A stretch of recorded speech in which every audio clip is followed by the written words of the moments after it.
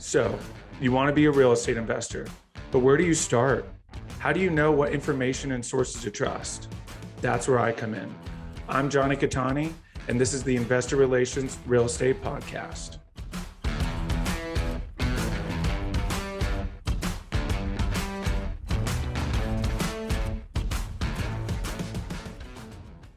Hey guys, real quick, before we start, go to investwithcattani.com and download my free ebook, Is Commercial Real Estate Recession Proof? Now to today's show. What's up, guys, and welcome to another episode of the Investor Relations Real Estate Podcast. I'm your host, Jonny Cattani, and I'm joined today by Scott Krone. Mr. Krone is a Chicago native whose career in architecture began in 1991 by pursuing his Master's of Architecture from the Illinois State Institute of Technology.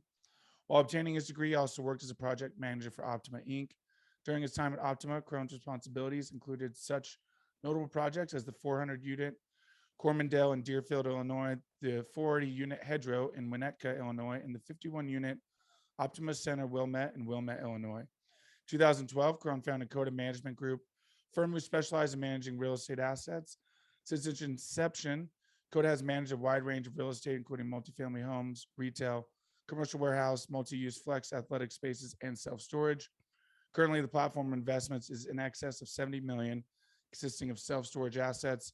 In 2020, Krone co-founded One Stop Self-Storage with facilities across the Midwest. Scott, welcome to the show. Thanks for having me. I appreciate the opportunity. Absolutely. Very excited to chat today. I've said it a ton on this podcast, but self-storage is my favorite. And here we are kind of, as I mentioned, off camera. Multifamily is slowing down a bit, at least from what I've seen in some of the groups that listed I'm on, but you mentioned you're still going strong. But before we jump into that, kind of take us back to the beginning. We alluded to it here. You got a degree in architecture. Are you still in architecture? And what led you to real estate? Well, I got into it because we had a family business and I was in college and the family business was die casting. And my parents showed up for Parents Weekend my senior year and asked me what I thought I was going to be doing, come next spring. And I thought I'd have to go into the family business, being the oldest person and the only one who really expressed interest in it. And they told me that was not going to happen.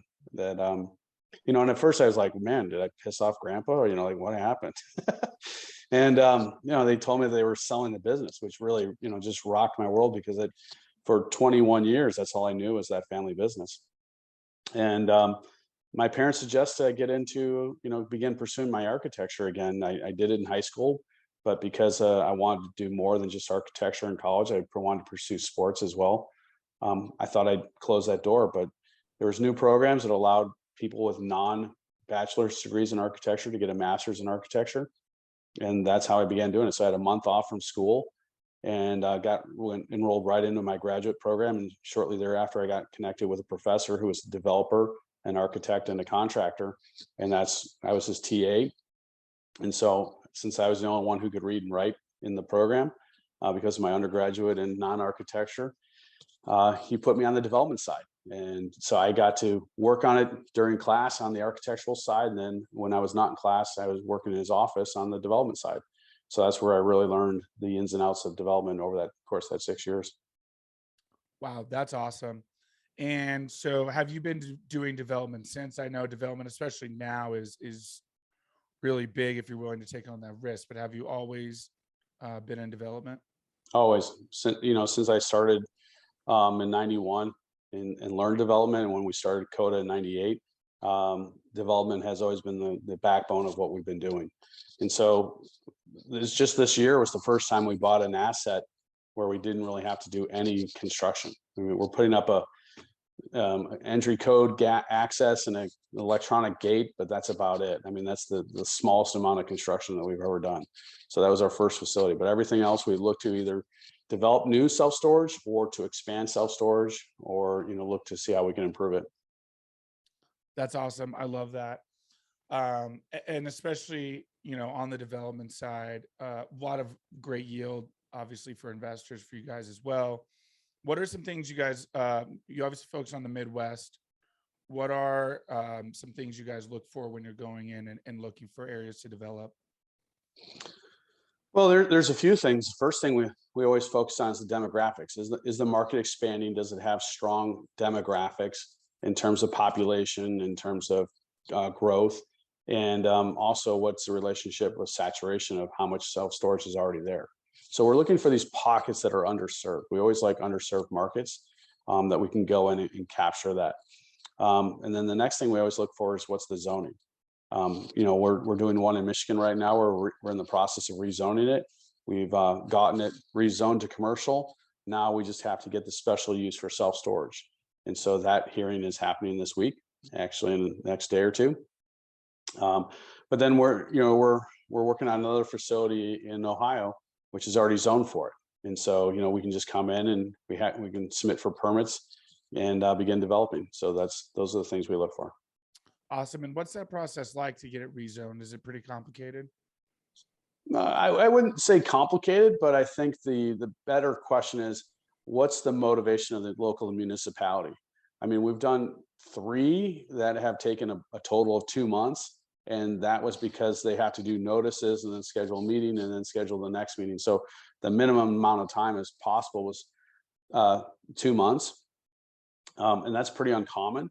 But a lot of times, the more challenge the municipality is in terms of looking to spur growth and spur development, then the more likely they're going to approve whatever you're asking for. If everything is gangbusters and they don't feel that there's a need, then you won't get it approved. And so we've always looked for municipalities that are receptive to it. We've worked in municipalities that have been utterly opposed to what we're doing, but the properties were zoned for it. And they still tried to stop what we were doing. And we're like, if you didn't want this, then why did you have it zoned this way? It's zoned. You told us, you've published, you recorded that this is an allowable use. We're doing what is in your own zoning. So, how are you criticizing us for doing what you've said that you wanted? Fascinating. And what are do they ever give a reason? Or I'm always curious about the red tape some of these municipalities throw up, because in one breath, they're always saying like, oh yes, we're trying to put all this infrastructure in and help the growth. But then in the next breath, they're the ones throwing up the red tape. I'd say, Jonathan, not everyone shares your enthusiasm for self-storage. So, the common thing that we hear is, we don't mind self-storage, but not in our town. So it's like, okay, what's good for them is not good for you. But, what they don't understand, or maybe what they don't appreciate, is that when you have multifamily development, when you have a lot of residential, or you have businesses and people both utilize it equally. Like 50% of our customer base are businesses. So if you're looking to spur business, then give them an opportunity to store inventory at a much cheaper price point when they don't need a whole building. They only need 200 square feet or 100 square feet, and it makes it more economical for smaller businesses. Absolutely. Yeah, I love that approach. So as we kind of mentioned, you guys are not slowing down despite, some changes in the economic landscape. Talk about some of the development deals you're working on now, and, is investor sentiment changing at all, or are people still very much on board? Well, I think everyone is aware investor sentiment is certainly changing, in the sense that I think more and more people are becoming attuned to what's happening in the current marketplace. For the last 4 months, I've been predicting a recession, and it's becoming more and more prevalent. And obviously, we're seeing greater pressure in the marketplace in terms of having to perform and just in keeping up with inflation. So there's this upward pressure in terms of, if we used to have, I'm just making up a number, a 15 or a 20% yield, and then, in the interest rates were 3 or 4%, that's a good rate of return. But now if interest rates are like 7 or 8%, that 15% is just, it's not as strong as what it was. And so, investors are, making sure that the investments are good because of the fact that there's this upward pressure on the interest rates. And when you see the interest rates higher than the cap rates, that's always something to be, cognizant and aware of. So, the sentiment there is, I wouldn't say altering, but there is a level of awareness that is rising. There's alertness there, which I think is appropriate and good. For me on multifamily, I got out of multifamily back in 17 because I thought we were at the peak then. And now it's just starting to turn 5 years later. So, I missed it by 5 years, but I'd rather be on the front side than on the back side because the back side usually falls off a lot faster. Yeah, absolutely. That's so true. And it is tough, right? I mean, there's people who get paid, have PhDs from MIT who try to predict this stuff, and even they can't get it right. So it is hard to see, but it was obviously very clear, and is very clear now that that's where we're headed. So one thing I do have to ask, you're wearing a Louisville hat. You're an Illinois guy. So kind of talk about, why that is, why you're wearing it. Well, thanks for asking. We like to support the local schools or minor league baseball teams near our facilities.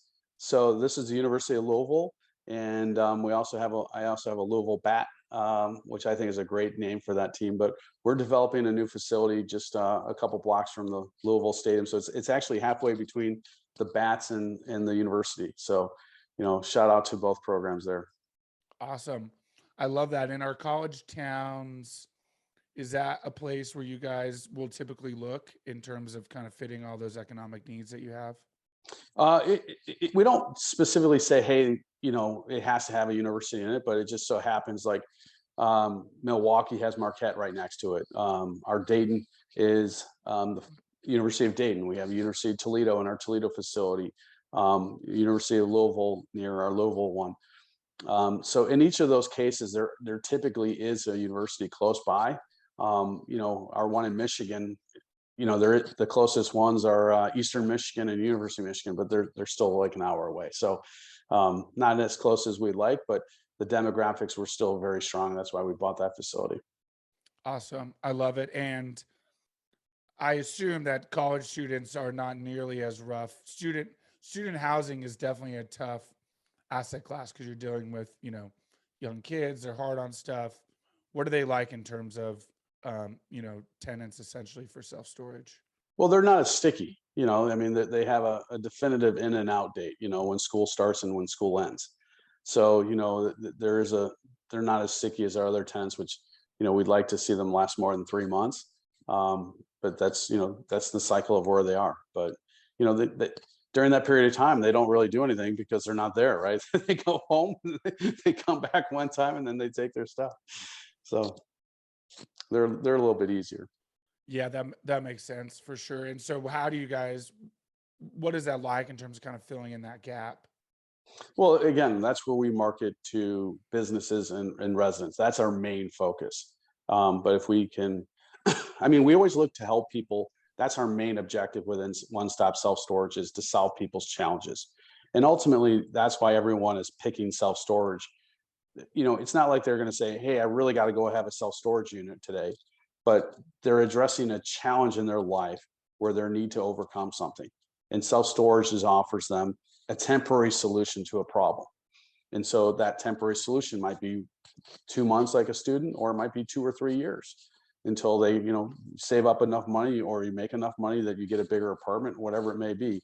But self-storage is always trying to address a challenge that people are facing. And that's what we train our staff to do, is to work with our clients to make sure that we're solving their needs.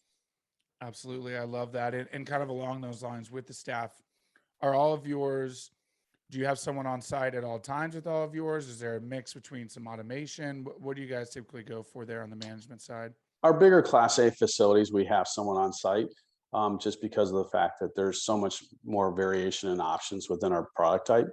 But our new facilities, which are smaller, we're automating them, that it's all done online.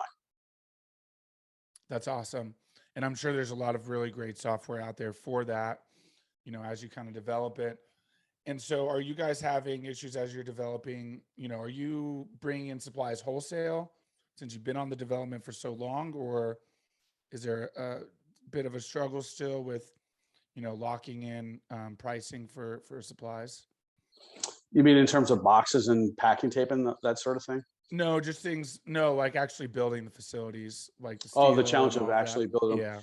Yeah. The biggest challenge that we're having there is the constant fluctuation in pricing. The pricing is good for a short term, and in some cases we've seen prices go up 50%, so it's just, but with the recessionary market, I think that that's all going to come back down. I mean, the one thing I really don't get within the whole marketplace is that this labor shortage, it's not like we all of a sudden had more people, or more jobs than people. I mean, when the pandemic hit, we had X number of people and we had X number of jobs.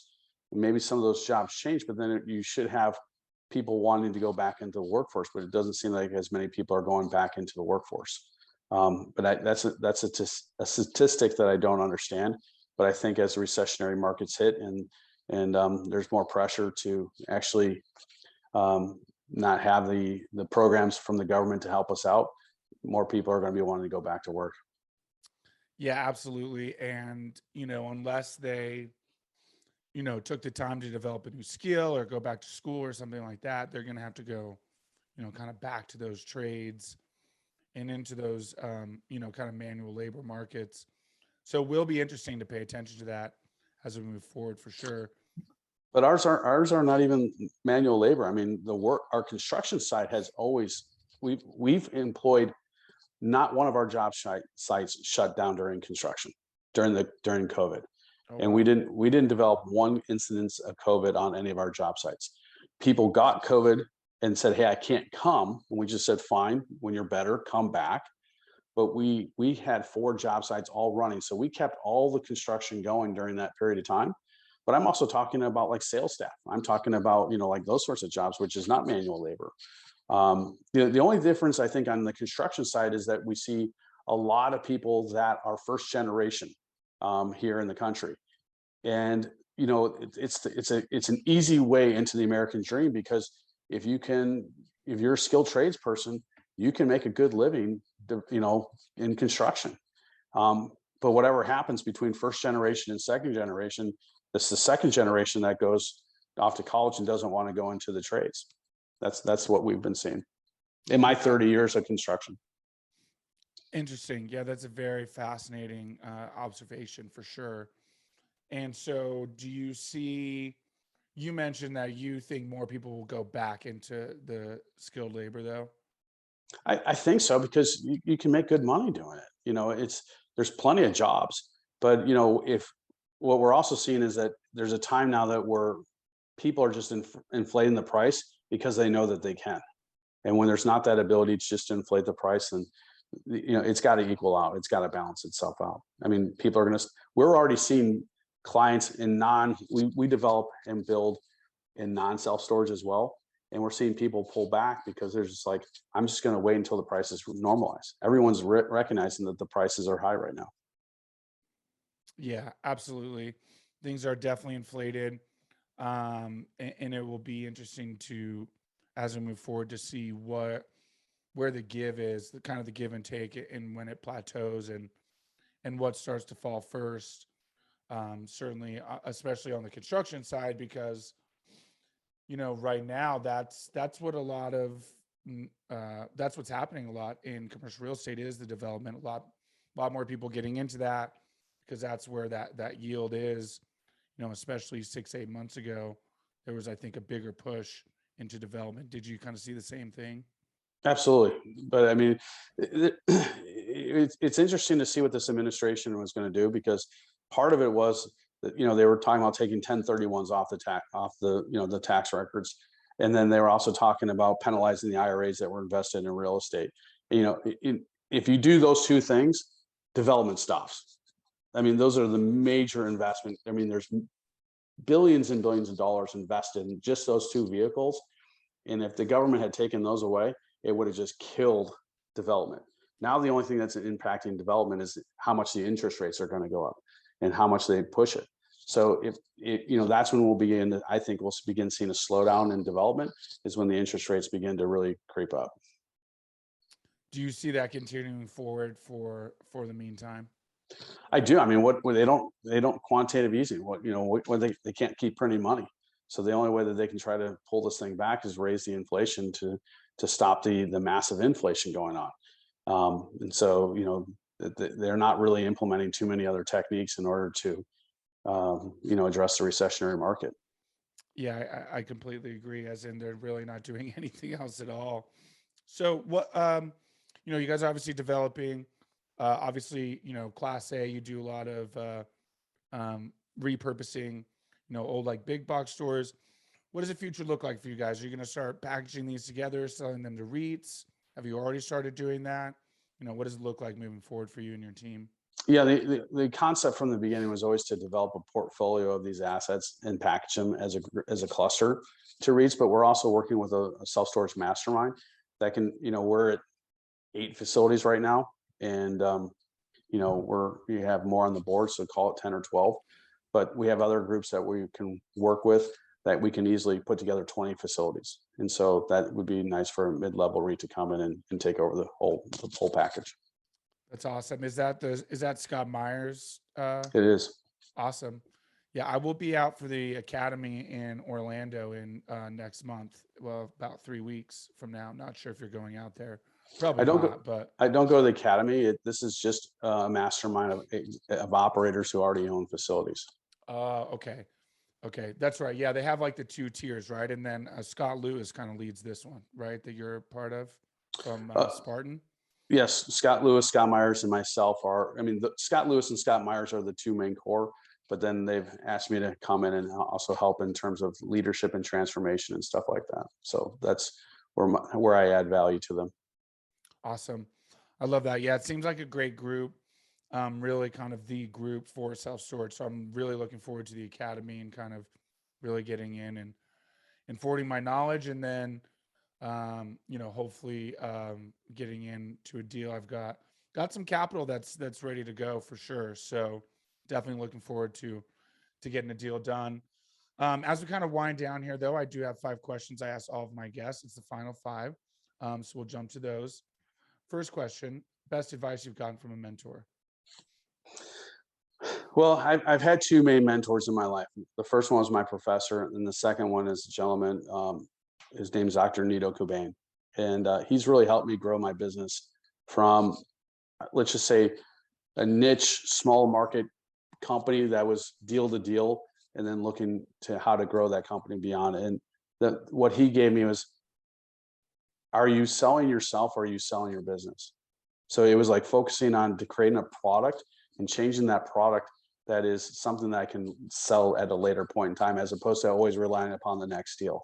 And that's what most developers are always doing. They're always going from one deal to the next, as opposed to building a portfolio or building a business that can be sold. Wow, that's fascinating. Very, very interesting there. What is it about your career that makes you feel like you're fulfilling your why? Well, it's I can do both. I get to do the creativity side, but then there's also the building side, and I think it's fun to see the two come together. And when we're working, so we have summer interns right now, and I'm telling them, like, everything that you're doing has elements of design in it. It doesn't matter if you're working on a spreadsheet or whatever else you're doing. How you present your ideas is design. And so I don't think what a lot of people focus on is actually how design implements the success of what they're doing. And I was just having this conversation with our web designer. I'm like, look, some of these graphics are out of proportion. The colors are not right. And these are all design elements, which then have, reflect your message. And I think those are things that are important. So for me, the why is I get to have the creativity, but I also get to do there's also the financial creativity. So I get to do both. Awesome. I love that so much. Favorite non-real estate or investment related book? A good one.